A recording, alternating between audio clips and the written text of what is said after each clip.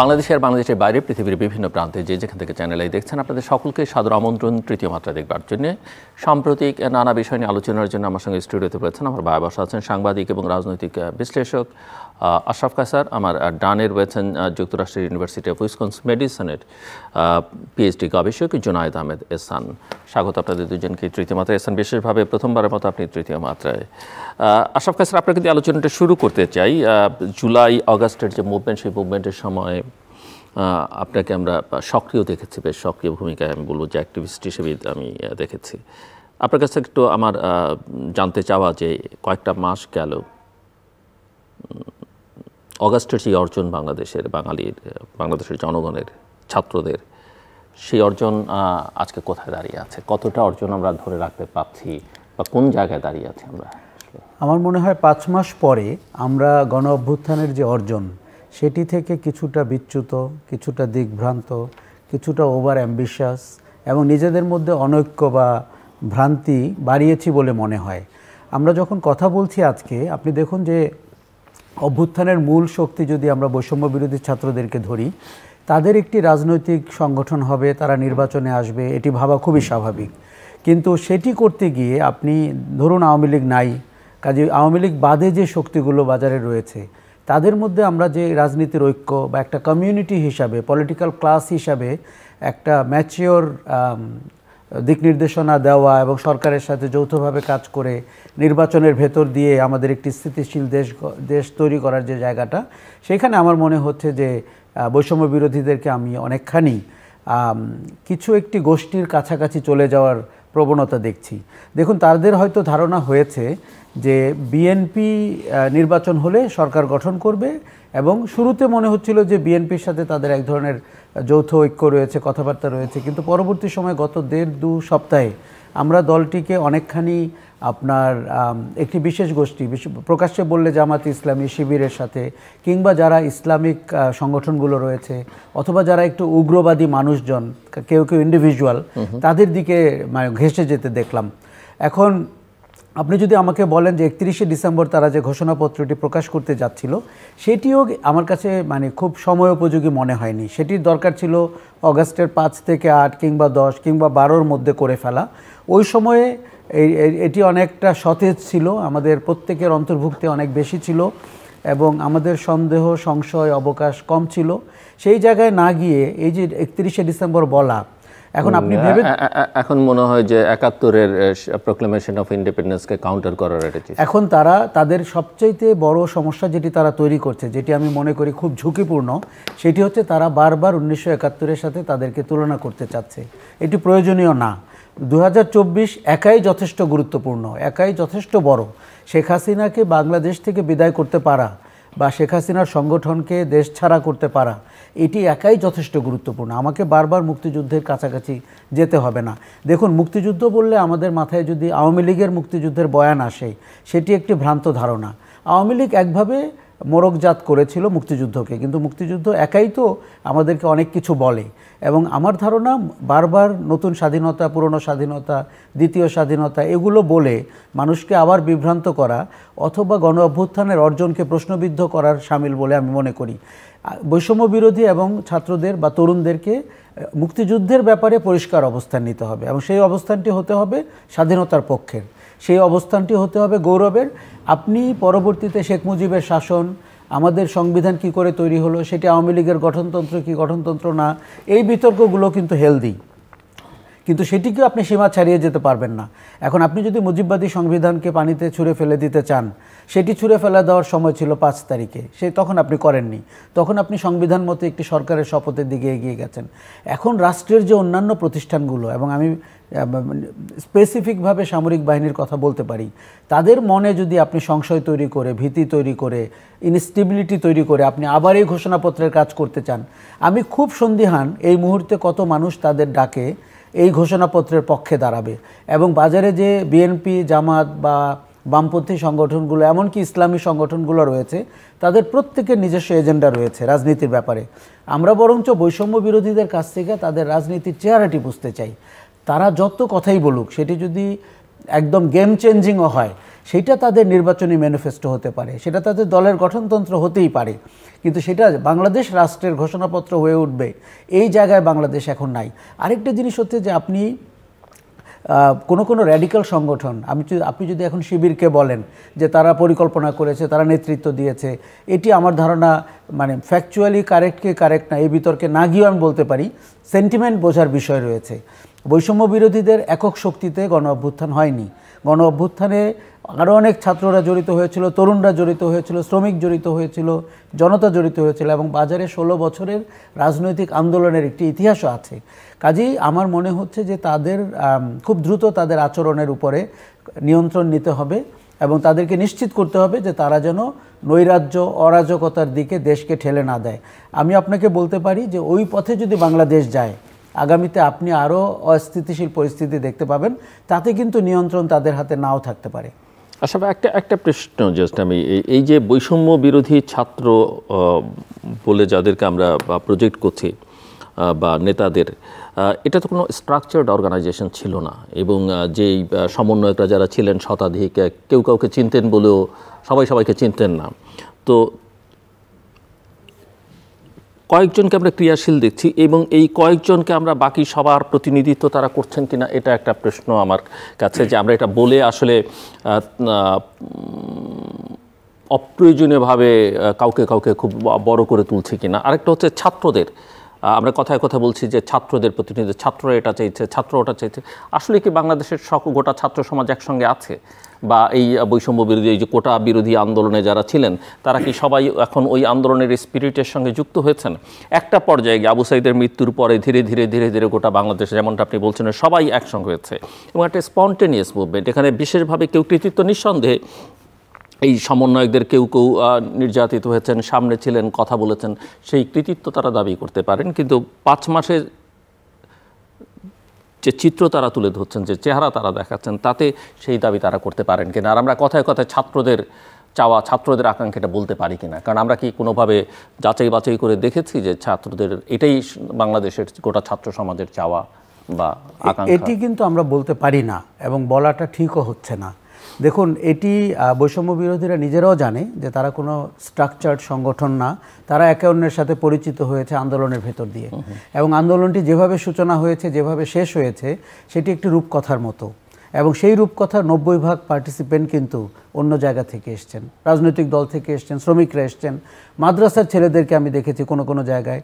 আমি ঢাকা শহরের 5টি ব্যাটেলফিল্ডের কোথাও বৈষম্য বিরোধীদের যে নেতৃত্বকে আপনি চেনেন, তাদের কাউকে আমরা দেখিনি, এটিও সত্যি। এখন আমরা যখন ঢালাওভাবে বলি প্রাইভেট ইউনিভার্সিটিগুলোর যে ছাত্রদের যে ভূমিকা, ছাত্রীদের যে ভূমিকা, এটি কিন্তু একেবারেই মানে উল্লেখযোগ্যভাবে এখন বলা হয় না, এবং তারা কিন্তু তাদের নিজ কাজে ফেরত গেছেন, তারা কিন্তু হিস্সা দাবি করেননি। প্রফেসর ইউনূস শুরুতে যেমনটি বলেছেন ছাত্ররা তাদের নিয়োগকর্তা, ওই কথাটিও ওইভাবে বলা ঠিক হয়নি।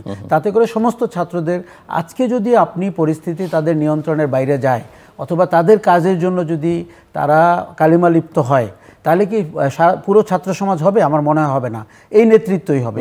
অতএব এই নেতৃত্বকে খুব মনে রাখতে হবে যে তারা তাদের মতো, তাদের আশার চেয়ে, প্রত্যাশার চেয়ে বেশি লাইমলাইটে তারা এসছেন, তারা সরকারে অংশ নিয়েছেন, জাতীয় নাগরিক কমিটি করেছেন, এখন পর্যন্ত তারা অনেক দাবি দেওয়া প্রেশার গ্রুপ হিসাবে বাজারে রয়েছেন, কিন্তু তারা যেন কোনোভাবেই অতিমাত্রায় কিছু করে পুরো পরিস্থিতিটাকে টালমাটাল করে না ফেলেন।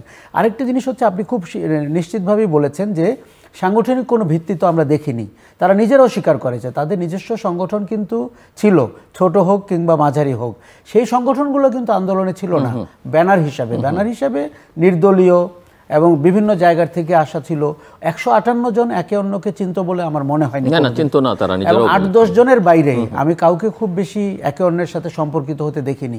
কাজেই তারা যদি এখন বাকিদের প্রতিনিধিত্ব করে বলে, সেটি ঠিক বলা হবে না, তখনও করতো না। আবার আপনি যদি এখন মনে করেন তাদের উচ্চাশা পেয়ে বসে যে যেহেতু আমরা গণ অভ্যুত্থান করেছি, সেহেতু আমরা এটাকে বিপ্লবের দিকে নিয়ে যেতে পারবো, এখন কেউ কিন্তু তাদেরকে এই কথা বলছেন যে গণ অভ্যুত্থানকে বিপ্লবের দিকে নিয়ে যেতে হবে। সেদিন একজন সমন্বয়ক আমার সাথে আলোচনায় বলেছেন যে তখন সংগঠন ছিল না, এখন আমরা সংগঠন করছি, এখন সেটিকে বিপ্লবের দিকে নিয়ে যাব। ব্যাপারটি এরকম না, ব্যাপারটি ওই সময় সংগঠন ছিল না মানে মেনে নিতে হবে যে বিপ্লবী কোনো দল ছিল না, সংগঠন ছিল না বলেই বিপ্লবটা হয়নি। এখন যদি আপনি মন গড়াভাবে সরকারকে রেখে, পাশে সামরিক বাহিনীকে রেখে, রাজনৈতিক দলগুলোকে রেখে আপনি আরেকটি বিপ্লবের কথা বলেন, সেই বিপ্লবে কে সঙ্গী হবে? আপনি খালি একবার ভেবে দেখুন তাদের ঘোষণাপত্রের সাথে বিএনপির কতটুকু একমত হওয়ার সুযোগ রয়েছে। আমি যদি বিএনপির রাজনীতি বুঝে থাকি, কাঠামোগত অবস্থান বুঝে থাকি, আমার মনে হয় বৈষম্য বিরোধীরা ভুল বুঝছেন। তারা ভাবতেই পারছেন না জামাতে ইসলামী কিংবা বিএনপির মতো দলও তাদের ঘোষণাপত্রের সাথে 30 থেকে 35% বেশি একমত হওয়ার সুযোগ জায়গায় নাই। আমি আসবো আবার আপনার কাছে মিস্টার জুনায়েদ আহমেদ এহসান। আপনার যে স্পেশালাইজেশনস আমি দেখছি, social and political movements, religion and politics, leftist movement, historical anthropology, আমি একটু বুঝতে চাই যে বাংলাদেশে জুলাই আগস্টে হলো এবং একটা সফল মুভমেন্ট, এই মুভমেন্টকে আপনার একাডেমিক পার্সপেক্টিভ থেকে আপনি কীভাবে বিশ্লেষণ করবেন? এবং এরপরের যে 5 মাস, এখানে রিলিজিয়নের ইস্যু আশরাফ কায়সার তুলেছেন, এখানে পলিটিক্স আছে, এখানে লেফটিস্টদের রোল আছে, সব মিলিয়ে আপনি কি দেখছেন? প্রথমত ধন্যবাদ জিল্লু ভাইকে তৃতীয় মাত্রা আমাকে আমন্ত্রণ করার জন্য, এবং যারা দেখছেন এই প্রোগ্রাম সবাইকে সালাম ও শুভেচ্ছা। প্রথমত এই জুলাই যেমন একটা বিতর্ক এখানে আছে যে জুলাইকে অভ্যুত্থান নাকি বিপ্লব, এটা নিয়ে আমরা দেখলাম যে বর্তমানে অনেকেই অনেক বিতর্ক করছেন। তো প্রথমত আমি বলি যে এটাকে আমি অভ্যুত্থান আকারে পাঠ করব, কারণ বিপ্লবের যেই একটা ধারা থাকে সেটা হচ্ছে এক ধরনের একটা রেডিক্যাল রিফর্ম আমরা দেখতে পারি, যে ইনস্টিটিউশনাল অর্ডার অথবা পলিটিক্যাল অর্ডার একটা চেঞ্জ হয়, সেই জায়গায় অনেকেই এটা বিপ্লব বলা, নিয়মকানুন মেনে চলে না, নিয়মকানুন মেনে চলে না, কিন্তু এই অভ্যুত্থানের ফলে এটা একটা দেখলাম। তো এখানে আমার যেটা মনে হয় যে এই অভ্যুত্থানে আমরা যেটা সবচেয়ে ইন্টারেস্টিং পার্ট, এটা হচ্ছে যে আশরাফ ভাই একটু বললেন এটা, যে multiple view points of history আমরা এখানে দেখি আর কি। যেমন ধরেন যে মাদ্রাসার ছাত্ররা রাস্তায় নামলো, হকাররা রাস্তায় নামলো, হ্যাঁ, এবং হচ্ছে যে মানে মার্জিনালাইজড যেই গ্রুপগুলো আছে তারা রাস্তায় নামলো। কিন্তু আনফর্চুনেটলি যেটা আমরা পরবর্তীতে দেখলাম, এক ধরনের একটা মানে সিঙ্গুলার হিস্ট্রিগ্রাফি আমরা একটা ক্রিয়েট হতে দেখলাম, যে আচ্ছা এই বিপ্লবটা তাহলে একটা স্পেসিফিক গ্রুপ করলো, হ্যাঁ। এবং আপনি দেখবেন যে বিপ্লবের পরবর্তীতে যেটা হলো প্রাইভেট ইউনিভার্সিটির যেই কন্ট্রিবিউশন, সেই কন্ট্রিবিউশনটা মোটামুটি এক ধরনের একটা ইরেজারের ভিতর দিয়ে চলে গেল আর কি। এবং হচ্ছে যে এটা আমরা বলতে পারি একটা সাইলেন্সড হিস্ট্রি। এবং এই জিনিসগুলো হচ্ছে যে একাডেমিক্যালি আমরা দেখি যে যেমন উর্বশী ভুটালিয়ার একটা বই আছে, the other side of silence. So এটা হচ্ছে যে ইতিহাসের কিছু সাইলেন্স থাকে। তো আমি জুলাইটাকে দেখছি যে মানে কিছু জিনিস already are being erased or are being সাইলেন্সড, হ্যাঁ। যদি আমরা দেখি যে গ্রাফিটিগুলো মুছে ফেলা হলো, হ্যাঁ, এখন রিসেন্টলি আবার একটা গ্রাফিটি মুছে ফেলা হলো। তো আমি দেখছি যে এক ধরনের একটা ইরেজারের ভিতর দিয়ে আমরা যাচ্ছি, এবং এক ধরনের একটা মানে সিঙ্গুলার ভিউ পয়েন্ট ক্রিয়েট করার এক ধরনের একটা প্রচেষ্টা এখানে আছে। আর প্রাপ্তি আর প্রত্যাশার জায়গায় আচ্ছা সেকেন্ড আরেকটা যেটা, সেটা হচ্ছে রিলিজিয়ন। তো এই বিপ্লবে কিন্তু রিলিজিয়নের একটা বড় ভূমিকা ছিল, অথবা এই অভ্যুত্থানে, সরি আমি বিপ্লব বললাম, অভ্যুত্থানে রিলিজিয়নের একটা ভূমিকা ছিল।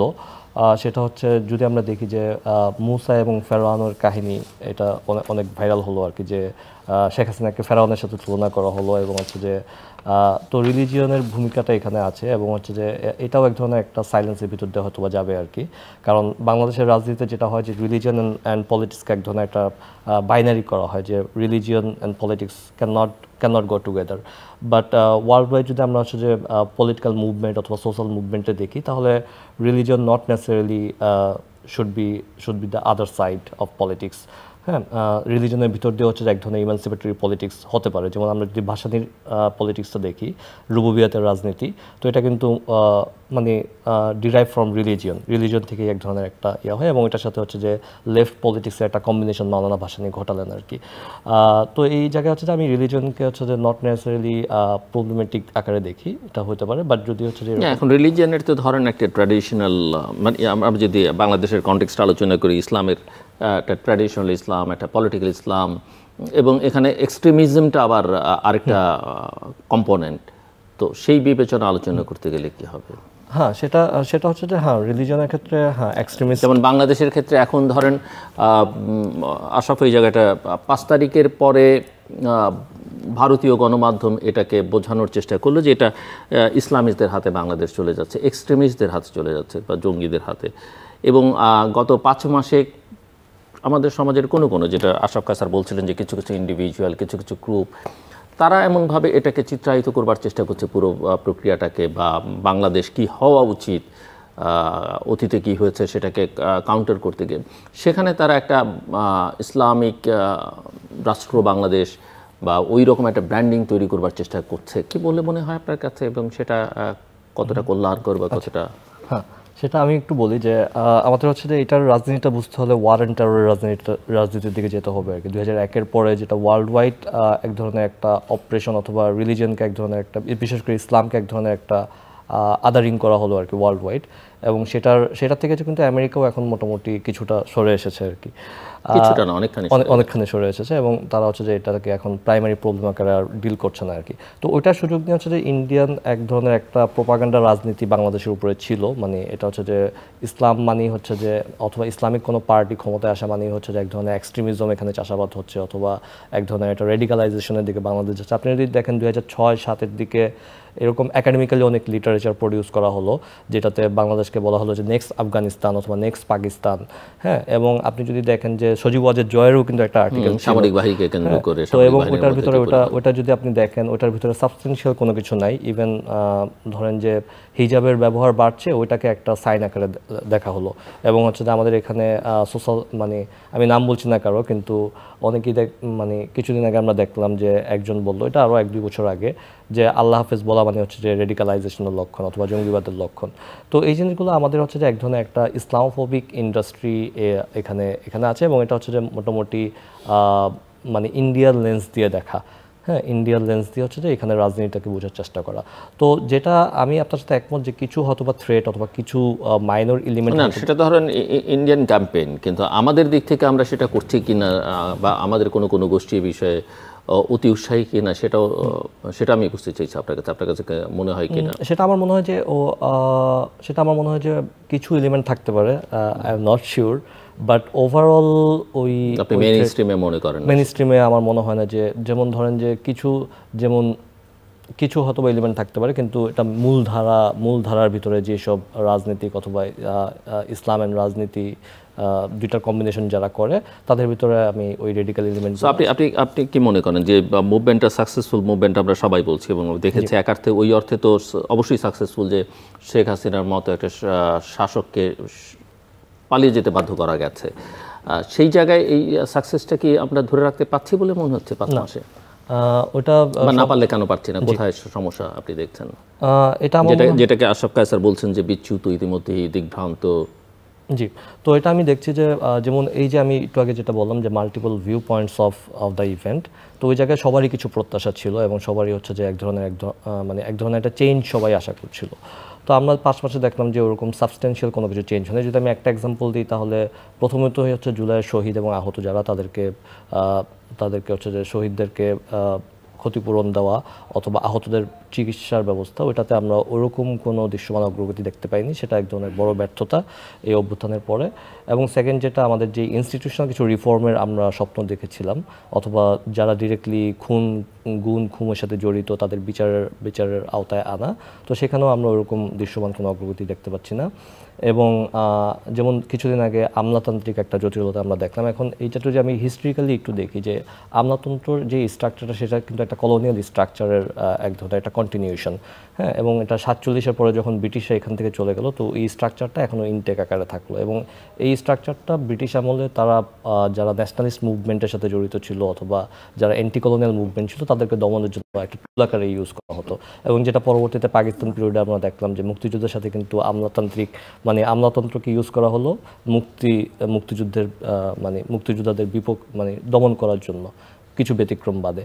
তো ওইটা পরবর্তীতে স্বাধীনতা পরবর্তী সময়ে আমরা দেখলাম এটা একটা কন্টিনিউশন, এবং এই বিপ্লবের এই অভ্যুত্থানের পরও আমরা দেখলাম এটার একটা কন্টিনিউশন, এবং এটা রিফর্মের কোনো উদ্যোগ নেওয়া হলো না আর কি। এবং এটা পুলিশ বাহিনী তো সেম, এবং হচ্ছে যে অন্য যেই ইনস্টিটিউশনগুলো আমাদের আছে সেখানে রিফর্মের কথা বলা হচ্ছে এবং অনেক প্রত্যাশার কথা বলা হচ্ছে, কিন্তু দৃশ্যমান অগ্রগতির দিকে আমরা দেখলাম যে আমার যেটা মনে হয় যে সবাই আসলে যার মতো করে হচ্ছে যে পলিটিক্যাল গেইন অথবা পলিটিক্সের ভিতরে ইন্টারেস্টেড, কিন্তু যে চেঞ্জটা দরকার সেই চেঞ্জটার ক্ষেত্রে আমরা আমি যদি একটু এক কথায় বলি যে পিপলস যে অ্যাসপাইরেশন ইন দিস মুভমেন্ট, সেটার দিকে আমার মনে হয় যে আমরা যাচ্ছি। মানে পিপলস অ্যাসপিরেশনটা হচ্ছে যে সাইলেন্সড হয়ে যাচ্ছে। মিস্টার আশরাফ কায়সার, আপনি শুনছিলেন এবং আমি আপনার কাছে যে রিফর্মের প্রসঙ্গটি যেহেতু আলোচনা আসলো, রিফর্ম নিয়ে প্রচুর কথাবার্তা হয়েছে, যেমনটা 2007-8 হয়েছে এবং অনেকগুলো 15টা কমিশন হয়েছে, আরও হয়তো হবে। কমিশনগুলো রিপোর্টের অপেক্ষায় আছে সরকার। তো আমার প্রশ্ন, যেমনটা জুনায়েদ বলছিলেন যে এগুলো হয়তো বলার জন্য বলা হচ্ছে, কোনো কার্যকর পদক্ষেপ তিনি দেখছেন না। তো আমার প্রশ্ন, যদিও সরকার বলছে যে কমিশনগুলো রিপোর্ট দিবে, তারপরে তারা স্টেক হোল্ডারদের সঙ্গে আলোচনা করবেন, একটা কনসেনসাস কমিশন গঠন করা হয়েছে, এই রিফর্মের আলোচনাটি কি রিফর্মস করবার জন্য নাকি ক্ষমতাকে দীর্ঘায়িত করবার জন্য? অনেকের মধ্যে প্রশ্ন বা সংশয় আছে। আপনি করার যে ভঙ্গি সেটি আমরা এখানে দেখছি না। এটিকে আমি বলি পোশাকি আয়োজন। মানে আপনি যেহেতু গণ অভ্যুত্থান হয়েছে, যেহেতু দেয়ালে অনেক সংস্কারের কথা বলা হয়েছে, আমি প্রায় বলে থাকি আমাদের সংবিধান দেয়ালে লেখা হয়ে গেছে, সংবিধান কমিশন হয়তো সেগুলোকে লিপিবদ্ধ করলেও পারবে, কিন্তু করার যে ভঙ্গি এবং আপনি যে মানে কমিটেড, আপনি এটা করতে চান, সেই আয়োজন সেই ভঙ্গিমাটা আমরা এখানে দেখছি না।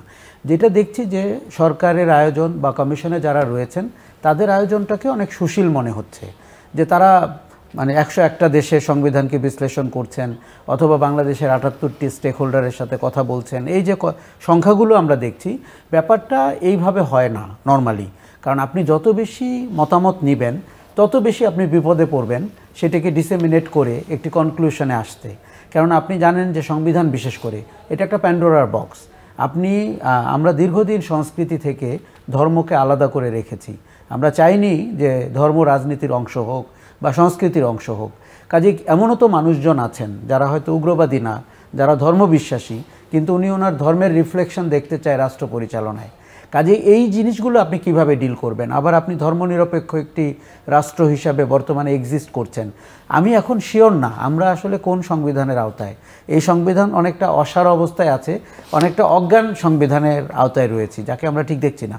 কাজেই সংস্কার করার যে ভঙ্গিটা, আপনি 2007-8-এর উদাহরণ টানছিলেন, ওই সময়ও কিন্তু আমরা এক্সপেকটেশন এইভাবে স্কাই রকেটিং হতে দেখেছিলাম। ওই সময় অনেকগুলো কমিশন হতে দেখেছিলাম এবং গুরুতর অপরাধ সংক্রান্ত জাতীয় কমিশন হয়েছিল দুর্নীতির, কিন্তু কাজের কাজ কিন্তু কিছু হয় নাই। আমরা দেখেছিলাম যে মালা পরে অপরাধীরা, অভিযুক্তরা ফেরত এসছেন, ব্যবসা ক্ষেত্রে এসছেন, রাজনীতিতে এসছেন, কাজে ফেরত এসছেন। এইখানে আপনি যদি গত 5 মাসে আমাকে জিজ্ঞেস করেন কি বড় আকারে হয়েছে, হাসিনার পালিয়ে যাওয়া ছাড়া আর কিছু বড় ঘটনা ঘটেনি। কেননা আমরা তো বিচারটিও হতে দেখছি না, যেই বিচার প্রক্রিয়া 1 নাম্বার প্রায়োরিটি হওয়া উচিত। আমরা যদি নিহতদের এবং আহতদের বিষয়টা দ্বিতীয়ও বলি, শেখ হাসিনা সেই তালিকাটাও কি চূড়ান্ত? সেই তালিকাটাও আপনি যদি দেখেন পাঠ্য বইতে যদি সাইদের মৃত্যু ভুল তারিখ যায়, আপনি বুঝতেই পারছেন যে আসলে গলতটি কোথায়। আমরা বারবার আনুষ্ঠানিকতায় আবদ্ধ হয়ে যাচ্ছি এবং সরকারটি যাদের নিয়ে পরিচালিত হচ্ছে, আমি উপদেষ্টা পরিষদ সহ আপনাকে বলি, এবং প্রশাসন, এরা গণ অভ্যুত্থানের পক্ষের লোকজন না। তাদের চেহারা, তাদের আচরণ, তাদের বয়স, তাদের কাজ করার ভঙ্গি, এটা কোনোটাই গণ অভ্যুত্থানের সাথে যায় না, বিপ্লব তো দূরের কথা। কাজে আপনি এদের দ্বারা শেষ পর্যন্ত দিন শেষে কি পাবেন আমি নিশ্চিত বলতে পারি, একটি নির্বাচন দিয়ে তাদেরকে বিদায় নিতে হবে। আমি শুধু চাই তারা যেন তড়িঘড়ি করে বিদায় না নেন, যেমনটি 2008-এ ঘটেছিল। তারা যেন বাংলাদেশের মানুষের আকাঙ্ক্ষার প্রতিফলন হয় এমন 5টি সংস্কার করেও যদি তারা বিদায় নিতে পারেন, নির্বাচন দিতে পারেন, তাতেও কিন্তু কিছুটা কাজের কাজ হবে। কিন্তু এটা কি বলা যায়, যেমনটা আপনি বলছেন যে শেখ হাসিনা সরকারের বিরুদ্ধে অভিযোগ ছিল যে তারা ইতিহাসে বিকৃত করেছেন এবং ইতিহাসকে নিজেদের মতো করে লেখার চেষ্টা করেছেন। এখন যারা আছেন তারাও একই কাজ করছেন। একই সঙ্গে শেখ হাসিনাকে আমরা ফ্যাসিস্ট বলে বিদায় করছি এবং ফ্যাসিবাদ শব্দটা এখন বেশ মুখে মুখে। এখন যারা আছেন বা পলিটিক্যাল এজেন্ডা যারা সেট করবার চেষ্টা করছেন, তাদের টোনের মধ্যে ওই ফ্যাসিজমের এক ধরনের প্রকাশ আছে বা আচরণ আছে ভীষণ মাত্রায়। এবং আপনি জানেন যে ফ্যাসিজম কিন্তু একটি শাসনকাল না, ফ্যাসিজম একটি মনস্তাত্ত্বিক বিষয়। আপনি সিদ্ধান্ত গ্রহণ প্রক্রিয়ায় বা আপনি ভিন্ন মতের প্রতি যখন প্রতিক্রিয়া দেখান তখন কিভাবে কথা বলেন, ওইখান থেকেই ফ্যাসিজম। দেখুন, বৈষম্য বিরোধীরা যদি নিজেরা বৈষম্যের উদাহরণ তৈরি করে তাহলে কি দাঁড়ালো? আপনি যখন আমাদের স্বাধীনতা নিয়ে, সংবিধান নিয়ে কথা বলবেন অথবা অতীতের শাসনগুলো নিয়ে কথা বলবেন, আপনি যুক্তিপূর্ণভাবে কথা বলবেন, আপনার সাথে অনেকেই দ্বিমত করতে পারেন। দেখুন, অনেক মানুষ আছে যারা আওয়ামী লীগকে রাজনৈতিক দল মনে করতো, তারা ফ্যাসিবাদের ঘটনা হয়তো বুঝতেও পারতো না, এখনও হয়তো সেই সংকট রয়েছে। আবার সরকারটির ভেতরে যারা রয়েছেন তাদেরকে দেখুন, আমাদের একটা দুর্ভাগ্য হচ্ছে যে যখন কিছুটা ক্ষমতা পান, চেয়ার পান অথবা হুইসেলওয়ালা গাড়ি পান অথবা স্যালিউট পান, তার মধ্যে কেমন যেন একটা জিনিস ঢুকে যায়। উনি 70 ভাগ বদলে যান, তাকে চেনা যায় না, তার আচরণ চেনা যায় না, তিনি চোখের দিকে তাকিয়ে আর কথা বলতে পারেন না। এই সংকটটি আমরা এই সরকারের ক্ষেত্রেও দেখছি। তার সাথে যুক্ত হয়েছে যে তাদের কি কোনো হিডেন এজেন্ডা তারা বাস্তবায়ন করতে চাচ্ছেন, সেটা আইডেন্টিটির ক্ষেত্রে, দেশের আইডেন্টিটির ক্ষেত্রে, সরকারের চেহারার ক্ষেত্রে, এমনকি রাজনৈতিক দল পছন্দ অপছন্দের ক্ষেত্রে। এই পুরো মতলবটা কিন্তু আখেরে কোনো ভালো ফল আনবে না।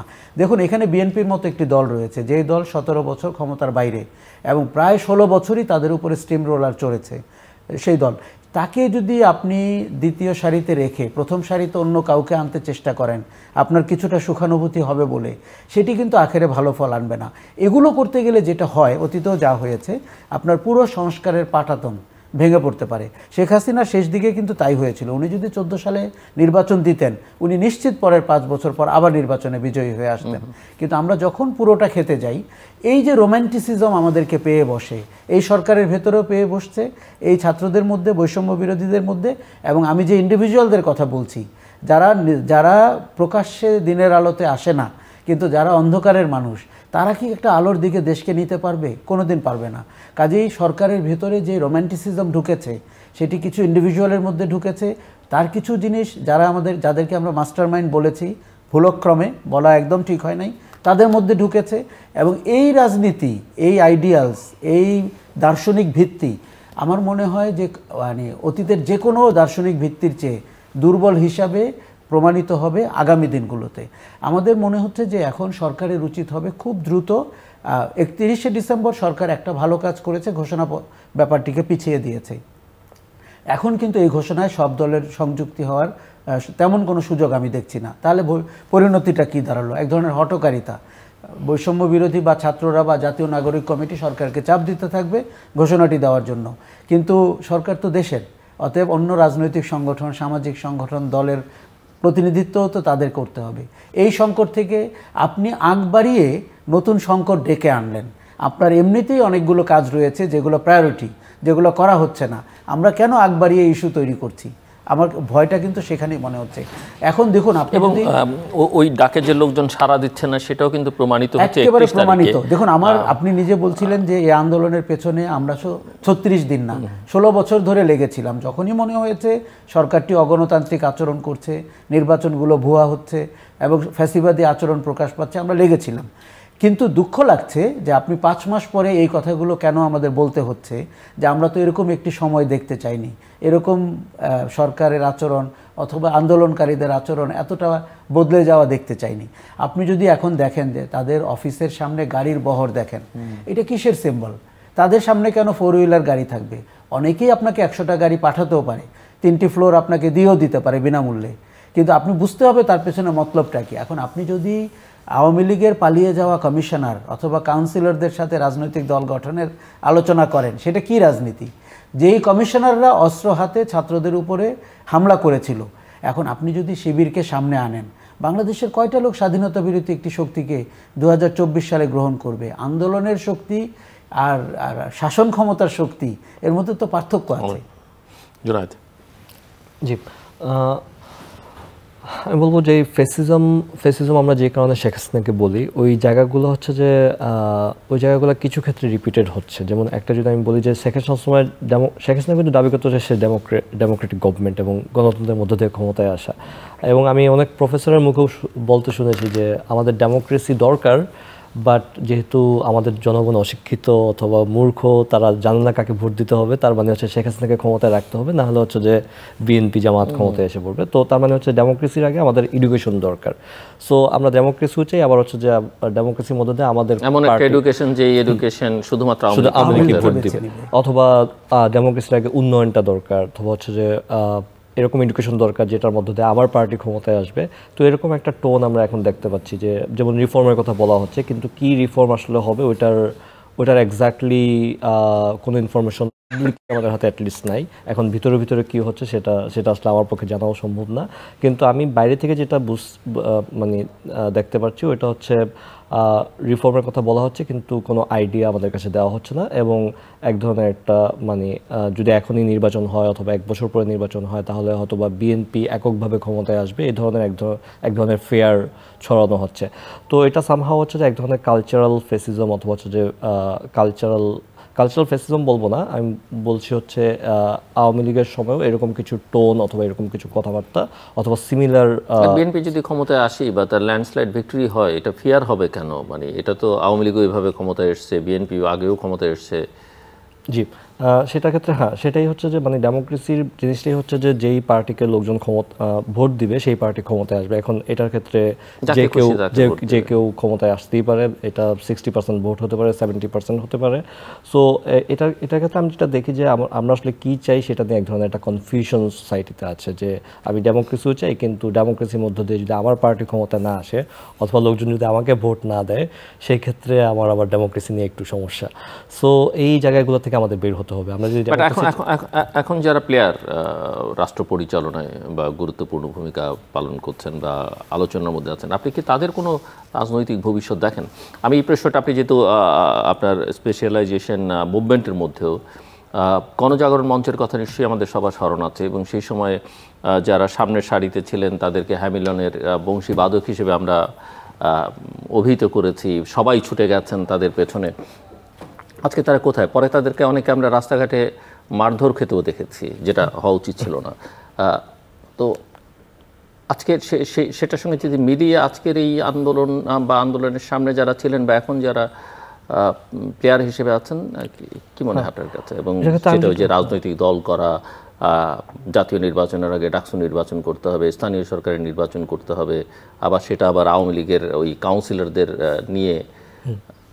তো এটার ক্ষেত্রে আমি যেটা বলবো, এটা আপনার মানে যারা এখন জাতীয় নাগরিক কমিটি অথবা বৈষম্য বিরোধী ছাত্র আন্দোলন, তাদের প্রথমত যদি রাজনীতি করতেই হয় তাহলে ওদিকে এটাকে জাতীয় নাগরিক কমিটি বলা হচ্ছে, কিন্তু আবার রাজনৈতিক দলগুলোর সঙ্গে সরকার যখন আলোচনায় বসছে তখন আবার জাতীয় নাগরিক কমিটি আলোচনার মধ্যে আছে।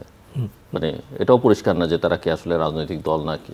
এই জায়গায় অনেকগুলো কনফিউশন এখানে আছে। তো প্রথমত আমি যেটা বলি যে যদি রাজনীতিতে মানে বিএনপিকে কাউন্টার দেওয়া অথবা একটা বড় পলিটিক্যাল পার্টি যদি ফর্ম করতে হয়, তাহলে প্রথমে যেটা করতে হবে পিপলস টু পিপলস যেতে হবে। এবং এটা হচ্ছে যেমন আমরা যদি যেমন অনেকেই বলে যে বিএনপি আসার পরে BNP Ziaur Rahman party form করলেন, তো এটা কিন্তু আমরা যদি দেখি যে খাল খনন কর্মসূচি, এরকম টাইপের অনেক কর্মসূচি ছিল যেগুলোর মধ্য দিয়ে হচ্ছে যে পিপলসের সাথে ডিরেক্টলি 19 দফা কর্মসূচি ছিল তাদের একটা। তো এটার ক্ষেত্রে তাদের প্রথমেই যেটা করতে হবে সেটা হচ্ছে পিপলসের কাছে যেতে হবে। আমি একটা সংবাদ সম্মেলন করলাম অথবা ঢাকা কেন্দ্রিক কিছু অ্যাক্টিভিটিস করলাম, ওটা দিয়ে হচ্ছে যে ভোটের রাজনীতিতে আসলে লং টার্ম কোনো ইম্প্যাক্ট আসবে না। এবং এটার ক্ষেত্রে যেমন প্রাইভেট ইউনিভার্সিটির একটা বড় অংশ, তাদের সাথে এক ধরনের একটা কমিউনিকেশনে যাওয়া, অথবা গ্রামগঞ্জে, যেমন আমি একটা এক্সাম্পল এখানে দিই, থাইল্যান্ডে যেমন আপনি দেখবেন থাকসিন সিনওয়াত্রার যেই উত্থান, হ্যাঁ, ওটার ক্ষেত্রে যেটা হয় যে মানে তাদের পার্টির এক ধরনের একটা ম্যানিফেস্টো ছিল যে গ্রাম টু গ্রাম তারা হচ্ছে যে গেল, মানে প্রত্যেকটা গ্রামে যেয়ে, এবং এরকম না যে একটা পলিসি করলো যেটা থাইল্যান্ডের সব গ্রামের জন্য একই পলিসি, তারা যেটা করলো প্রত্যেকটা গ্রামে ওই গ্রামের কী কী সমস্যা এবং ওই সমস্যাগুলো একটা ইয়ে করলো, এবং ওই গ্রাম অনুযায়ী এক একটা গ্রামের জন্য এক একটা সমস্যা, এবং ওই সমস্যাগুলো সলভ করার জন্য তারা পলিটিক্যাল পার্টি কাজ শুরু করলো। এবং এগুলোর মধ্যে থেকে কিন্তু পার্টিটা খুব দ্রুত সময়ে জনপ্রিয়তা ইয়ে করলো। পরে যাই হোক মানে আবার মানে অথরিটেরিয়ান গভর্নমেন্ট অথবা মনার্কিটা আবার ফেরত আসলো মিলিটারির মাধ্যমে। তো যেটা আমি বলতে চাচ্ছি যে মানে বাংলাদেশেও যদি নিউ পলিটিক্যাল পার্টি করতে হয়, তাহলে এই পলিসিগুলো একটু ইন্টারন্যাশনাল অথবা অন্য কান্ট্রিগুলোতে যেরকমভাবে এক ধরনের মানে রাজনীতিগুলো শেপ নিল, সেটা নিয়েও একটু গবেষণা করতে হবে এবং ওইটা মানে কাজ করতে হবে। মানে ঢাকা কেন্দ্রিক আমি কিছু প্রোগ্রাম করলাম অথবা সংবাদ সম্মেলন করলাম, ওটা দিয়ে আসলে গ্রামের মানুষজন আসলে ওইটার সাথে কানেক্টেড হওয়ার কোনো স্কোপ নাই। আশরাফ, একটু আপনি সেনাবাহিনীর কথা উল্লেখ করেছেন, জামাতের প্রসঙ্গটা আলোচনার মধ্যে এসছে। সম্প্রতি জামাতের আমির বলেছেন যে দেশপ্রেমিক শক্তি দুটো, একটি সেনাবাহিনী আর একটি জামায়াতে ইসলামী। সেনাবাহিনী দেশপ্রেমিক শক্তি, এটা বা কথাবার্তায় সবসময় চলনে বলনে আমরা সবসময় বলি, কিন্তু এর মধ্যে নতুন যুক্ত হয়েছে জামায়াত ইসলামী, আপনি কি মনে করেন? আমার মনে হয় এটি ভয়ঙ্কর অধ্যত্ত, এবং এইভাবে কথা বলার যে রাজনৈতিক পরিবেশ সেটাকে মানুষ অপছন্দ করবে। তার মানে আমরা 5ই আগস্টের পর থেকে জামাতকে যেই ভূমিকায় দেখছি, সেনাপ্রধান তার উদ্বোধনী বক্তৃতায় জামাতের কথা দুবার বলে ফেলেছিলেন, এগুলো থেকে মনে হয়েছে সেনাবাহিনীর ভেতরে একটি অংশ আছে যারা হয়তো জামাত ইসলামীকে প্রচ্ছন্নভাবে সমর্থন দিচ্ছেন। সরকারের ভেতরে একটি অংশ আছে যারা ইসলামিক রাজনীতি বা উগ্রবাদী রাজনীতিকে একটি সমর্থন দিচ্ছেন। কিন্তু বাংলাদেশের 1971-এর যে ইমোশন, মানুষের যে বিশ্বাস এবং আস্থা এবং ভক্তি এবং শ্রদ্ধা এবং মুক্তিযুদ্ধের সাহসিকতার যে গৌরব আমাদের ভেতরে আছে, তার সাথে এগুলো একেবারে বেমানান, এবং এগুলো আমার কাছে হঠকারিতা, উগ্রবাদ এরকম মনে হয়। আপনি দেখুন, আপনি গণজাগরণ মঞ্চের কথা বলছিলেন, আমার ইদানিংকালের কয়েকটি মনে হচ্ছিল বারবার যে ইমরানিজ সরকারের যে পরিণতি হয়েছে, এদের কারো কারো পরিণতি হয়তো তার চেয়েও খারাপ হবে। কারণ তারা যে পথ ধরেছে সেটা অরাজকতার পথ, সেটা তারা যেই গণ অভ্যুত্থান করার যে সাহস এবং শক্তি এবং সমর্থন, সেইটাকে আপনার অসম্মান করছে এখন যে রাজনীতিটি তারা করতে যাচ্ছে। দেখুন, আমরা জাতীয় পার্টিকে সমালোচনা করি যে সরকারেও ছিল, বিরোধী দলেও ছিল, তাহলে বৈষম্য বিরোধীরা কি? তাদের তো 3 জন প্রতিনিধি সরকারে রয়েছে, সে সরকার থেকে বেরিয়ে যাওয়া উচিত। যেই দিন তারা মনে করবে তারা রাজনৈতিক শক্তি হতে চায়, সরকারের সাথে তাদের দূরত্ব তৈরি করতে হবে, এবং নক্ষত্রের দূরত্ব। শুধু তারা কোনো কিছু স্পষ্ট করতে না। দেখুন, আপনি একবার বলছে রাজনৈতিক দল করতে হবে, আবার বলছে রাজনৈতিক দল আমরা করব না, মানে কি তারা চাইছে সেটাও। আপনি যদি দুপাশেরটাই খেতে চান কিংবা 3 পাশেরটা, you will end up in eating nothing. তারা সরকারে থাকবেন, তারা প্রেশার গ্রুপ হিসাবে থাকবেন, তারা জামাতের সাথে আতাত করবেন, তারা আওয়ামী লীগের কাউন্সিলরদেরকে নিয়ে দল করবেন, তারা ডিজিএফআই এর পরামর্শে রাজনৈতিক দিক নির্দেশনা তৈরি করবেন। গণ অভ্যুত্থান করেছেন ডিজিএফআই এর বিরুদ্ধে অথবা সরকারের ফ্যাসিজমের বিরুদ্ধে, আর এখন রাজনৈতিক দল করতে হবে তাদের হাত ধরে। এই বালখিল্যতা তাদেরকে অত্যন্ত অপরিপক্ক হিসাবে বাজারে প্রমাণ করছে। এখন আমাদেরকে দেখতে হবে, এবং এটি কোনো রাজনৈতিক দলের কার্যক্রমের সূচনা যদি এরকম হয়, তার প্রতি তার যতই চমকপ্রদ শিরোনামগুলো, যতই আপনার আলোচিত হওয়ার দাবি রাখুক না কেন, এই রাজনীতির পক্ষে মানুষ কিন্তু দাঁড়াবে না। তখন যেটি হলো যে এই যে আওয়ামী লীগের বিদায়ের পরে যে শূন্যতা তৈরি হলো, সেটি আপনার অতি লোভে তারা আসলে গ্র্যাব করতে পারবে না, এমন একটি পরিস্থিতি তৈরি হবে। সরকার, আপনি খেয়াল করেছেন, ধীরে ধীরে কিন্তু তাদের কাছ থেকে দূরত্ব তৈরি করার চেষ্টা করছে। কারণ সরকার প্রধান শুরুর দিকে যেমন আবেগপ্রবণ হয়ে অনেক কথা বলেছেন, মাস্টারমাইন্ড বলেছেন, নিয়োগকর্তা বলেছেন, এখনকার টোনালিটিতে আপনি দূরত্ব টের পাবেন। আমার ধারণা আগামী দিনে তাদের সাথে দূরত্ব আরও বাড়বে, সরকারের বাড়বে, রাষ্ট্রের প্রতিষ্ঠানগুলো তাদের ব্যাপারে আরেকটু সতর্ক হয়ে উঠবে, এবং বিরোধী দল, বিশেষ করে বিএনপির মতো দল, যাদের আপনার মানে লেজিটিমেট পাওয়ার রয়েছে এই দেশের যে কোনো আন্দোলন কিংবা সরকার গঠনের, তাদের সাথেও তাদের দূরত্ব তৈরি হবে। ফলে তাদের রাজনীতির চেহারাটি হবে হঠকারী রাজনীতির চেহারা। দেখুন, আমাদের সামনে 3টে এক্সাম্পল আছে। শ্রীলঙ্কা আছে, আমাদের সামনে আপনার আম আদমি পার্টির উত্থান আছে, কি করে রাজনৈতিক দল করতে হয়। এদের সুবিধা ছিল একটি গণ অভ্যুত্থানের পটভূমিতে দাঁড়িয়ে রাজনৈতিক দল, সে যদি এই গণ অভ্যুত্থানের পার্ট থেকে ওই দল গঠনের জন্য সঠিক সিদ্ধান্ত না নিতে পারে, তার সম্পূর্ণ দায় এবং পরিণতি কিন্তু তাদের নিজস্ব।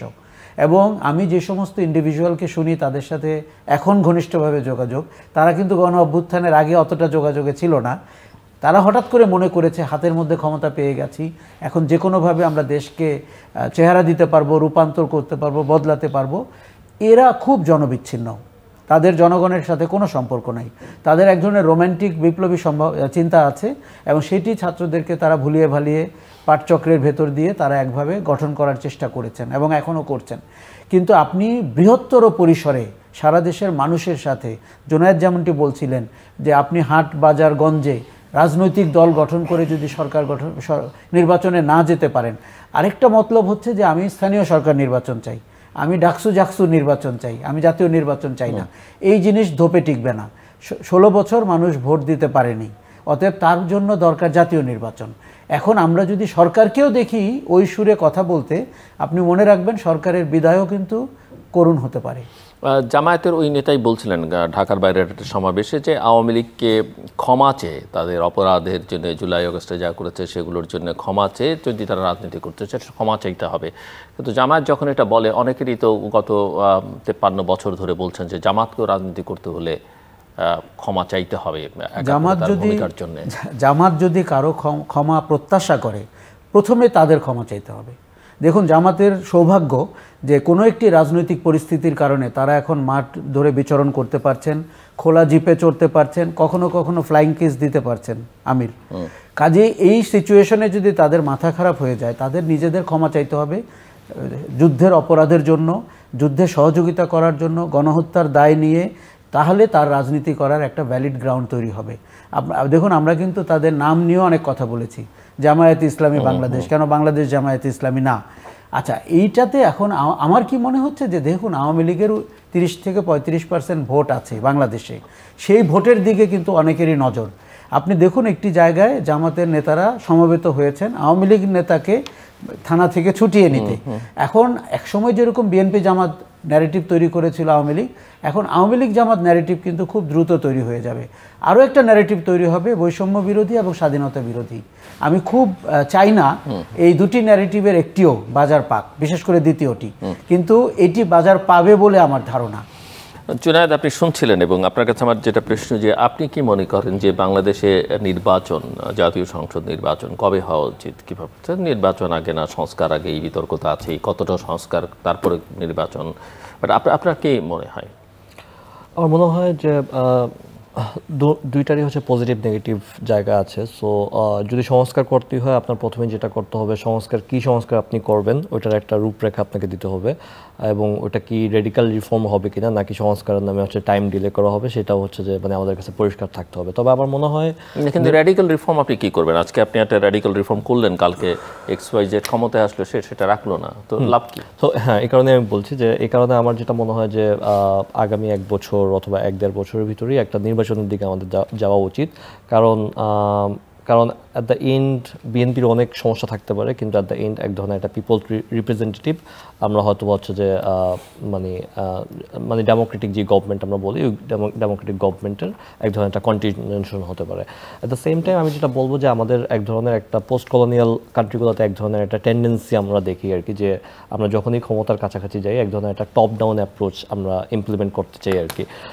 তো এটা যদি আমি একটা এক্সাম্পল দিই, যেমন আপনার পোস্ট কলোনিয়াল তানজানিয়াতে যেটা হয় যে যখন এটাকে বলে হাই মডার্নিস্ট ইডিওলজি, তারা যখন ক্ষমতায় আসে তখন দেখা গেল এক ধরনের একটা রিলোকেশন করলো, লোকজনকে চর এলাকা থেকে এসে পাহাড়ি এলাকায় করলো, এবং এই পুরোপুরি ডিসিশনটা হলো আরবিটারি ওয়েতে।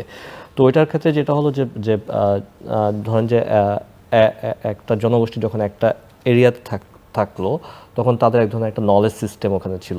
আপনি যখন রিলোকেশন করলেন তখন দেখা গেল ওই নলেজ সিস্টেমটা আর ওখানে কাজ করলো না।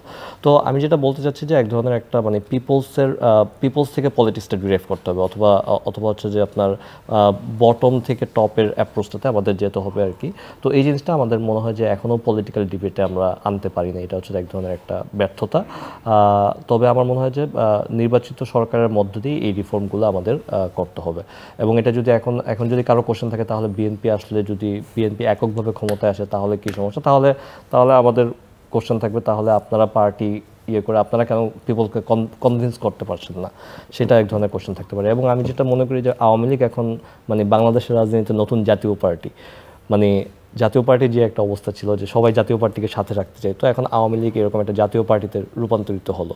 মানে এখন সবাই যার মতো করে আওয়ামী লীগের সাথে একটা নেগোসিয়েশন, অথবা আওয়ামী লীগকে কীভাবে ইউজ করে, যেটা আপনি বললেন 30 থেকে 35% ভোট, এই ভোটের দিকে সবার নজর, অথবা এই আওয়ামী লীগের এই ভোট ব্যাংকের উপর সবার নজর।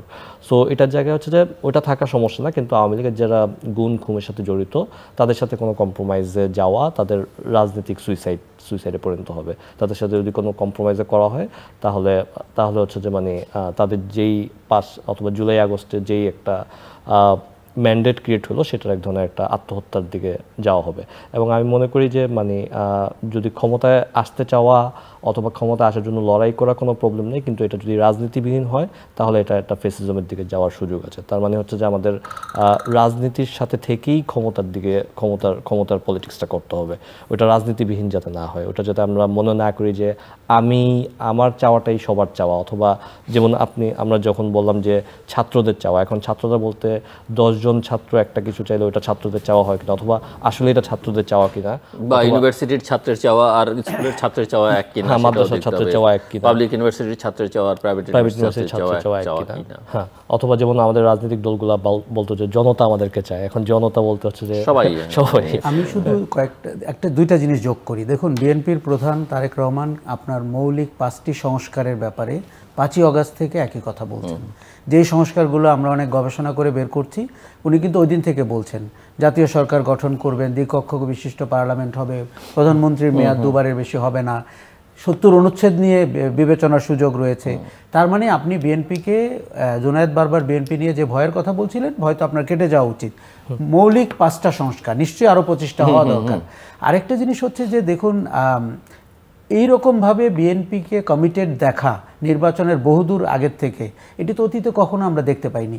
আর সেই ক্ষেত্রে নির্বাচনে আপনি যখন দেখুন, আমরা অনেক সময় দেখতে পাচ্ছি কোনো একটি গোষ্ঠী বিএনপির চাঁদাবাজি, দখলদারিত্ব, এগুলো তো আছে, এগুলো আমরা মানি, কিন্তু সেগুলোকে যেভাবে ফুলিয়ে ফাঁপিয়ে সামনে আনছে, সেই গোষ্ঠীটা যারা বিভিন্ন প্রতিষ্ঠান দখল করেছে, যাদের রাজনীতির অংশ হচ্ছে ইনস্টিটিউশন দখল করা, তারা বিএনপিকে একটু মেলাইন করার জন্য তারা এই জিনিসগুলোকে সামনে আনছে। বৈষম্য বিরোধীরা আবার তার ক্যারিয়ার হিসাবে সমাজে ব্যবহৃত হচ্ছে। আরেকটি ভয় হচ্ছে, ঠিক হাসিনা যেরকম করে আপনাকে উন্নয়ন না গণতন্ত্র অফার করছিল, যে কোনো একটি বেছে নেন, দুটি না, সরকারও আমাদের একটা ওই জায়গায় নিয়ে গেছে, সংস্কার না নির্বাচন। আমার তো এর সাথে কোনো বিরোধ নেই, আমি সংস্কারও চাই, আমি নির্বাচনও চাই। আমার মনে হয় এই সংস্কার তো আপনি একদিন দুই দিনের ব্যাপার না, এটা তো কন্টিনিউয়াস ব্যাপার, এবং নির্বাচন করতে হলে আপনার 3-4টি বড় সংস্কার করতেই হবে। নির্বাচন কমিশন বলেন, পুলিশ বলেন, প্রশাসন বলেন। আমার মনে হয় যে আমরা পোশাকি আলোচনা ছেড়ে কাজের আলোচনায় না গেলে সময় ক্ষেপণ করা হবে, মানুষের হতাশা বাড়বে এবং আমরা গোলে পৌঁছতে পারবো না।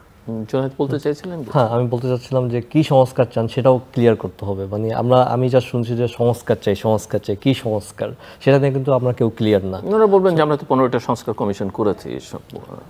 সো আশরাফ স্যার, আমার আরেকটা প্রশ্ন আপনার কাছে, আপনার একটু শেষের দিকেও দুটো সাক্ষাৎকার সম্প্রতি আমরা দেখলাম, একটি সেনা প্রধানের একটি পত্রিকার সঙ্গে, আরেকটি পত্রিকার সঙ্গে সরকার প্রধানের সাক্ষাৎকার। আপনি এই সাক্ষাৎকার দুটো থেকে আপনার টেক কে? প্রথম কথা, সেনাপ্রধানের প্রথম আলোর সাথে সাক্ষাৎকার দেখে আমাদের মনে হয়েছে যে উনি পরিষ্কার বলেছেন যে দেখুন, আমরা অনেক সময় রাজনৈতিক অনিশ্চয়তায় একটা মিলিটারি টেক ওভারের আশঙ্কা করি, এবং সেই টেক ওভারের সম্ভাবনা যেমন লগি বৈঠার সময় যেরকম হয়েছিল। তবে আমার এখন মনে হয় যে এই সম্ভাবনা বা আশঙ্কা কম, কেননা এর যে পরিস্থিতি এবং সেটি ট্যাকেল করার যে ক্ষমতা এবং জাতীয় আন্তর্জাতিক চাপের মুখে সেই জায়গাটিতে নাই। কিন্তু ভয়টি হচ্ছে যে পরিস্থিতি যদি ওই জায়গায় চলে যায়, আপনি যদি মুখোমুখি সংঘর্ষের জায়গায় চলে যায়, কিংবা এক ধরনের রাজনৈতিক প্রতিদ্বন্দ্বিতা যদি সংঘাতের দিকে চলে যায়, তখন কিন্তু দেখা যাবে, আপনি আমাদের মানুষের অবস্থা জানেন, তারাও বলতে থাকবে যে স্থিতির জন্য কেউ একজন এলে ভালো হয়। কিন্তু সেনাপ্রধানের ওই ইন্টারভিউতে এটি পরিষ্কার মনে হয়েছে সরকারকে তারা সহযোগিতা করতে চায়, এবং আরও একটা জিনিস মনে হয়েছে, সেনাবাহিনী দ্রুত নির্বাচন চায়, কেননা এই অনিশ্চয়তার আশঙ্কা তারাও করছে। কাজেই তার সাক্ষাৎকারে মনে হয়েছে তার অবস্থান পরিষ্কার, এবং আমার ধারণা যে বেগম খালেদা জিয়ার সাথে সেনাপ্রধানের সাক্ষাৎকারে উনি ওই কথাটাই পুনর্ব্যক্ত করেছেন এবং আশ্বস্ত হতে চেয়েছেন যে নির্বাচিত সরকার যেই হোক, তারা যেন সামরিক বাহিনীর উপরে আপনার সহানুভূতিশীল হন, এরকম একটি জায়গা তৈরি হয়েছে। দ্বিতীয় ইন্টারভিউ যেটি প্রফেসর ইউনূসের নুরুল কবিরের সাথে, নুরুল কবির তো এমনিতেই দারুণ সাংবাদিক, এবং আমি বলবো যে একটা রোল মডেল, একটা ইন্টারভিউয়ের রোল মডেল, একটি লোকাল মিডিয়া আউটলেট যেভাবে করতে পারে। কারণ এর আগে আমরা লোকাল মিডিয়া আউটলেটের অন্তত 3টা উদাহরণ দেখলাম, জাতীয় দৈনিক, বৃহৎ দৈনিকগুলো, এবং অত্যন্ত নিম্নমানের। বিশেষ করে প্রথম আলোর সাক্ষাৎকারটি মনে হয়েছে অপ্রয়োজনীয়ভাবে স্তুতি, অথবা তাদের গত 7-8 বছরে প্রফেসর ইউনূসের উপরে স্টিম রোলার চলার সময় এই দুটি পত্রিকা যেভাবে নীরব ভূমিকা পালন করেছে, অথবা তার প্রচারণা দেয়নি, অথবা বিভ্রান্তিকর তথ্য ছাপিয়েছে, তার একটা খেসারত, তার একটা পুনঃস্থাপন করার চেষ্টা ইন্টারভিউতে ছিল কিনা। ওগুলো খুব বাজে মানের ইন্টারভিউ, বিশেষ করে প্রথম আলোটা আমাদের কাছে কোয়ালিটিতে নিচু মানের মনে হয়েছে, এবং নিজেই উত্তর দিয়ে দেওয়ার চেষ্টা তত্ত্বাবধায়ক অন্তর্বর্তী সরকারের প্রধানের হয়ে, এটি আরও একটি খারাপ উদাহরণ। তবে নুরুল কবিরের সাথে প্রফেসর ইউনূসের ইন্টারভিউতে মনে হয়েছে যে প্রথম কথা, প্রশ্নগুলো হচ্ছে জনমনে থাকা প্রশ্ন, মানুষের ইচ্ছা আকাঙ্ক্ষা আশঙ্কার প্রশ্ন, কৌতূহলের প্রশ্ন। যেমন উপদেষ্টা পরিষদ কিভাবে গঠিত হলেন, আপনি যদি তার উত্তরটা একবার দেখেন, আমার কাছে মনে হয়েছে যে উনিও ক্যান্ডিড হতে চেয়েছেন, এবং উনিও অনেক জায়গায় পরিষ্কার হতে চেয়েছেন। এখন একটি সময় যাচ্ছে যে দায় যেন আমাকে নিতে না হয়। আমরা অনেকেই দেখছি দূরত্ব তৈরি করতে চাচ্ছেন এবং পরিস্থিতিকে পরিষ্কার বলে ফেলতে চাচ্ছেন কোন পরিস্থিতিতে কে কোন ডিসিশন নিয়েছেন। এটি কখন হয়? যখন আপনি দেখবেন যে পরিস্থিতি আর তার পক্ষে থাকে না, পরিস্থিতি আমাদের ইচ্ছার পক্ষে থাকে না, তখন হয়। কাজে ইন্টারভিউটিকে আমি অনেক কোয়ালিটি বলবো। প্রফেসর ইউনূসের উত্তরগুলোকে আমি অতটা ক্যান্ডিড উনি না হলেও পারতেন, কিন্তু উনি হয়েছেন। কিন্তু উনি পরিষ্কার হয়তো বলতে চেয়েছেন যে আমরা কতটুকু এক্সপেকটেশন রাখতে পারি, কতটুকু আমরা মেনে নিতে পারি যদি সংস্কার অথবা ইচ্ছা মতো আমাদের অগ্রগতি না হয়, তাইলেও যেন আমরা তাকে দোষ কম দিতে পারি। জুনায়েদ, আপনার ক্লোজিং রিমার্কস। জি, সো ক্লোজিংয়ে আমি যেটা বলবো যে আমাদের মানে জুলাই অভ্যুত্থানের যেই হিস্ট্রি সেটাকে ধরে, সেটা পাবলিক মেমোরিতে ধরে সেটা আমাদের সামনে রাজনীতিতে আগাতে হবে আর কি। এবং হচ্ছে যে আমি যেটা বলবো যে যেমন আমাদের হচ্ছে যে আমি যেটা জুলাই অভ্যুত্থানকে আমি যেটা বলি যে এটা শুধু শুধু অভ্যুত্থান না, এটা ইতিহাসের একটা মুক্তি আমরা দেখলাম। যেমন আওয়ামী লীগের সময় আমরা দেখলাম যে লাইব্রেরিগুলোতে 1972 থেকে 75-এর পত্রিকা পাওয়া যেত না, অথবা এক ধরনের একটা সাপ্রেশনের ভিতর দিয়ে গেল এবং এক ধরনের মুক্তিযুদ্ধের একটা আওয়ামী ন্যারেশন আমাদের পুরো জাতির উপরে চাপিয়ে দেওয়া হলো। সো আমি সময়টা আওয়ামী লীগের সময়কালটা এক ধরনের একটা ইতিহাসের একটা ফেসিজম ছিল। সেই জায়গা থেকে জুলাই অভ্যুত্থান আমাদেরকে মুক্তি কিছুটা হলো কিছু সময়ের জন্য দিল। তো ওই জায়গা থেকে আমি বলবো যে এটা যাতে কন্টিনিউশন থাকে এবং ইতিহাসের যাতে এরকম একটা সিঙ্গুলার ভিউ পয়েন্ট আমরা আবার না বানাই, এবং হচ্ছে যে এই মাস্টার মাইন্ড অথবা মানে আরেকটা মুজিববাদী রাজনীতি অন্য একটা নামে যাতে আমাদের মাঝখানে আবার ফেরত না আসে, সেটাই হচ্ছে যে আমার প্রত্যাশা থাকবে জুলাই অভ্যুত্থান। আশরাফ, খুব ছোট্ট করে 1-2 মিনিটে। আমার মনে হয় যে আমাদের খুব সংকটপূর্ণ সময় যাচ্ছে এবং নাজুক সময়। কেননা আপনার ঠিক 5ই আগস্ট যে মোড় পরিবর্তনটি ঘটিয়েছে, এখনকার সময় আমরা 2-1 সপ্তাহের মধ্যে যদি আমরা মানে নিজেদের জায়গায় ফেরত না আসি, বিশেষ করে ঘোষণা নিয়ে যে অরাজকতা তৈরি হতে পারে সেটিকে সামাল দিতে হবে। যদিও আমাদের প্রয়োজনীয় আরও অনেক কাজ রয়েছে। আরেকটা জিনিস হচ্ছে জাতীয় নির্বাচনকে যত দ্রুত দেওয়া যায়। আমার ধারণা আগামী ডিসেম্বরের মধ্যে নির্বাচন হওয়া উচিত এবং সেই নির্বাচনে যেই বিজয়ী হোক আমরা যেন প্রথমবারের মতো এবং প্রশ্নহীনভাবে মেনে নেই জনগণ যাকে বিজয়ী করে, এবং আমাদের আস্থা রাখতে হবে যে নির্বাচিত সরকার 5ই আগস্টের মেসেজ নিয়েছে। দর্শক, অনুষ্ঠানের শেষ প্রান্তে আমরা সামাজিক যোগাযোগ মাধ্যম ফেসবুক, এক্স এবং ইউটিউবে তৃতীয়মাত্রা লাইভ স্ট্রিম হচ্ছে, আপনারা দেখতে পারেন। টেলিভিশনের পর্দায় দেখতে না পারলে যে কোনো সময় যে কোনো স্থান থেকে ইউটিউবে তৃতীয়মাত্রা চ্যানেলটি সাবস্ক্রাইব করি পর্ব বা পুরনো পর্বগুলো আপনারা দেখতে পারেন। জুনায়েদ আহমেদ এহসান এবং আশরাফ কাসের অসংখ্য ধন্যবাদ এই আলোচনা শুনবার জন্য। দর্শক, আমার অতিথিরা নানা বিষয় নিয়ে কথা বলছিলেন এবং বর্তমান সময়টাকে সংকটজনক নাজুক সময় বলছেন, এবং যে পরিস্থিতির মধ্য দিয়ে যাচ্ছে এবং এখানে যারা মূল নিয়ন্ত্রকের ভূমিকায় আছেন তারা অনেকটাই বিচ্যুত, দিগ্ভ্রান্ত, সেই হিসেবে অভিহিত ওনারা করেছেন। এবং ওনারা একথাও বলছেন যে ক্ষমতায় এখন যারা আছেন তারা অনেকেই অন্ধকারের কিছু মানুষ দ্বারা নিয়ন্ত্রিত, এবং তাদের যে আচার আচরণ এখন সেটাকে তাদের নিয়ন্ত্রণ করা দরকার, না হলে পরিস্থিতি বা তাদের পরিণতিটা অনেক করুণ হয়ে যেতে পারে এবং দ্রুত তাদের নির্বাচন দিয়ে আসলে বিদায় হওয়াটাই বাঞ্ছনীয়। কারণ যে পরিস্থিতির মধ্যে দিয়ে তারা যাচ্ছেন সেই পরিস্থিতি তারা কোনোভাবেই নিয়ন্ত্রণ করতে পারছেন না। এখানে অন্য কিছু শক্তি ক্রিয়াশীল হয়ে উঠতে শুরু করেছে এবং যারা বেশ ভালোভাবে বিচরণ করছেন, যাদের আসলে এত দ্রুত সেই সুযোগটা পাবার কথা না, কিন্তু পরিস্থিতি তাদেরকে সেই জায়গায় নিয়ে এসছে। কিন্তু তারা যদি এটাকে স্থায়ী একটা বন্দোবস্ত হিসেবে বিবেচনা করেন, তারা সেটা ভুল করবেন। অন্যকে ক্ষমা চাইতে বললে নিজের অপরাধটাকে স্বীকার করতে হবে, সেটা সেই অনুযায়ী নিজেদেরকেও ক্ষমা চাইতে হবে। এবং কে দেশপ্রেমিক না সেটা আসলে এভাবে চাপিয়ে দেওয়া, জনগণের উপরে চাপিয়ে দেওয়ার কোনো সুযোগ নেই। এটা জনগণই খুব ভালো বোঝে এবং জনগণই সিদ্ধান্ত নিবে আসলে কে তাকে শাসন করবে, কে তাকে পরিচালনা করবে, কে রাষ্ট্র পরিচালনার দায়িত্বে থাকবে, এবং কে দেশপ্রেমিক না ইতিহাসে অনেকখানি কিন্তু নির্ধারিত হয়ে গেছে। কাজে নতুন করে এগুলোকে বলে নতুন বিতর্ক তৈরি করবার চেষ্টাটা খুব একটা সুখকর বা কল্যাণকর হবে না কারোর জন্য। আমাদের সঙ্গে থাকবার জন্য অসংখ্য ধন্যবাদ। আপনাদের সবার জন্য শুভকামনা।